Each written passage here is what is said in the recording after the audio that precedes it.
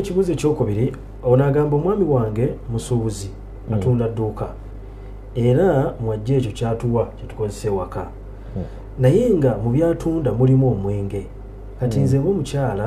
nkoze ntya ng'ate nzize nkimugamba nti kino tekisi kituufu si kirungi n'atampuliriza. Tulina obuzibu mu Uganda mu nsi yonna okutwaliza awamu. Ekizibu ekisooka bangi tulina abakyala n'abakyala balina abaami obusiraamu bubagamba bateekeddwa kwawukana okusinziira ku mbeera. Kati ala sabili mithal lal hasir kino kyakulabirako omuntu yenna akola haramu n'amulemerako oba aleka swala oba anywa mwenge mukyalo oba mwami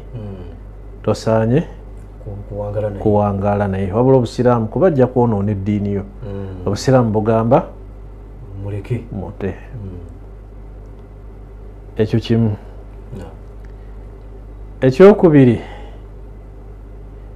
ze ssente emirimu egisinga abantu ssente bazipakasa abamu si bonna mu mirimu mingi sijaga gyonna abamu riba omwami n'aleeta ne bakozesa abamu batunda mwenge abamu balunda ebitakirizibwa kulunda abamu babetinga abamu zaala abamu khainuna bakumpanya kati oli n'azireeta ssente. Ssente ezo ekyalibadde ekirungi ku musiraamu ali halaali byategedde nti haraamu amwewale amuleke aleme kumulya. Olwa hadisi ya Nabi Muhammad egaa nti inna Allaha tayyibun la yaqbalu illa tayyiba. Allah mulungi takkiriza okujja akakkiriza bigambo birungi na mirimu mirungi. Inna Allaha amara almu'minina bima amara bihi almursalin. Allah yalagira abakkiriza byennyini bye yalagira bannabbi bona ag'ababaka abantu tebamanya babaka okujjako abasiraamu ate abamu abatume naam faqala ya ayuha rusul kulu min at-tayyibati wa'malu salihan. Allah n'agamba nabbi mulye ebirungi ate mukole emirimu emiki emirungi.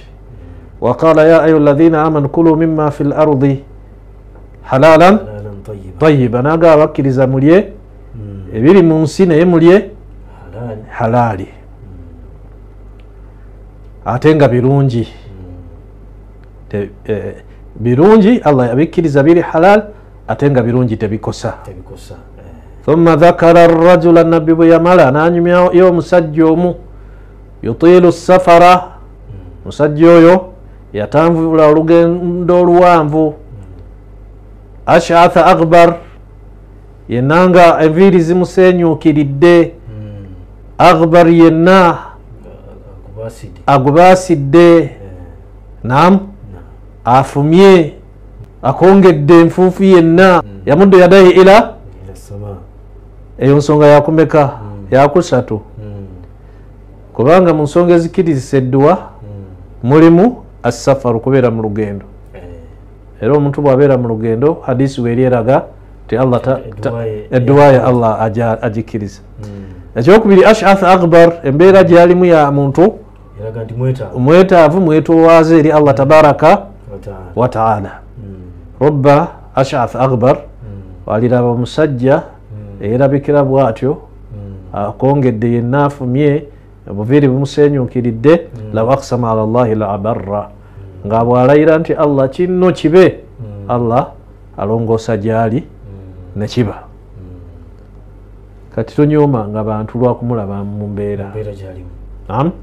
ayinza okuba ekirala kitanyoomesa bantu. Nze tafadul okusiŋŋana kwenga nti kwe kusiŋŋana kwa mitima teri amanyi mutima gwa munne. oli aba n'omutima nga mulungi nnyo gutya Allah naye nga endabika ye togiraba ate ayinza okuba nga ekifaananyi kye mwononefu naye nga mutima yakola ki yasukka obulungi era enkomerero neebeera nnungi kati era nze kyempita okusiŋŋana bitaqwa inna akramakum inda allahi atqaakum olwekyo sirira gwe nyooma kuba simanyi taqwa ye wa manzilatu inda allah sikola ki ekifo kyali ne wallah sikimanyi naye omusajja eyo mbeera yakubiri nam yamuddu yadaihi kuwanika emikono kubaga allah yastahi min abdihi an yarfa yadaihi ilaihi an yaruddahuma sifra allah akwatibwa ensonyi nowanika emikono okugiddizaawo temulika ataddemu nam ya rabbi yaqulu ya rabb bwakowoola allah addiŋŋana mulimu okupeeka omwo ya rabbi ate mulimu okukozesa erimu kumanyaga allah amakulu erinnya lya rabb wamatamuhu haram alya haram wamashrabuhu haram anywa haram wamalbasuhu haram engoye zayambadde haram waghudhiya bilharam akulidde ku haramu omubiri gwe guli haram gukulidde ku haram fanna yustajab lidhalik allah namwanukula ati olwekyo tugenderere tetutwala waka abantu abamu basekerera abantu naye nga ate bebasaana okusekererwa nasekerera omuntu nti asula mu muzigo naye nga ye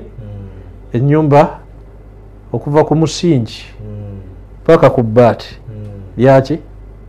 ya haramu kati mwosuze abantu banakola batya nam anna yustajab lidhalik allah anakola ki anabanukula atya olwekyo twegendezeza obutalya haramu kati nno omwami atunda haramu atunda omwenge ekisooka okutunda omwenge kiri haramu musiraamu n'atali musiraamu newankubadde nga abantu bamanyi nti haramu akkirizibwa abatali basiraamu nam n'okutunda embizzi kuli haramu n'okutunda amasanamu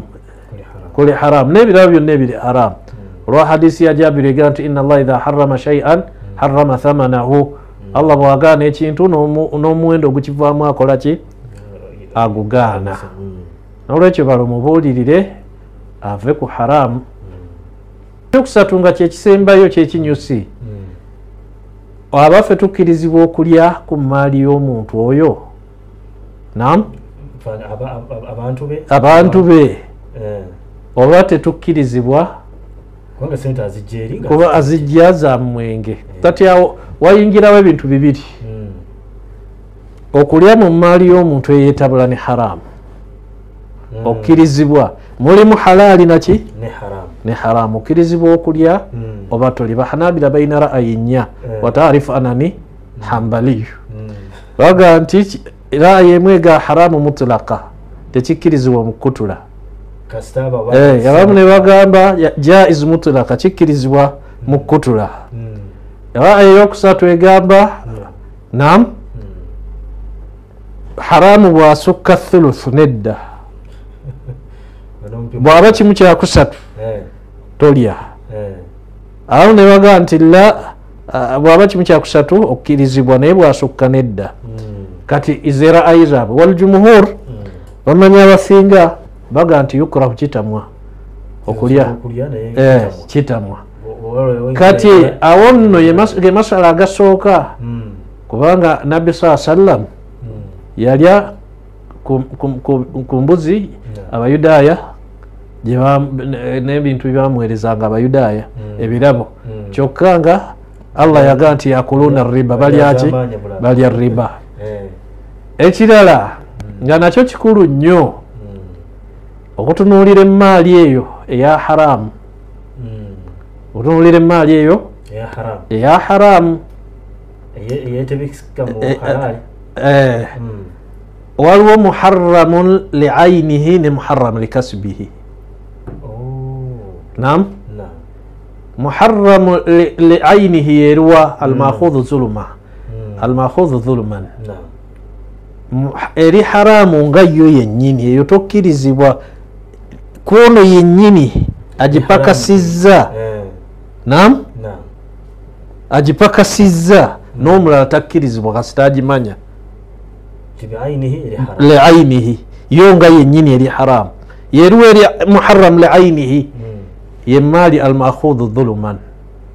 gyojje mu makubo ag'obulyaza amaanyi eyo toyina gikozesa era n'abantu bo be bamanya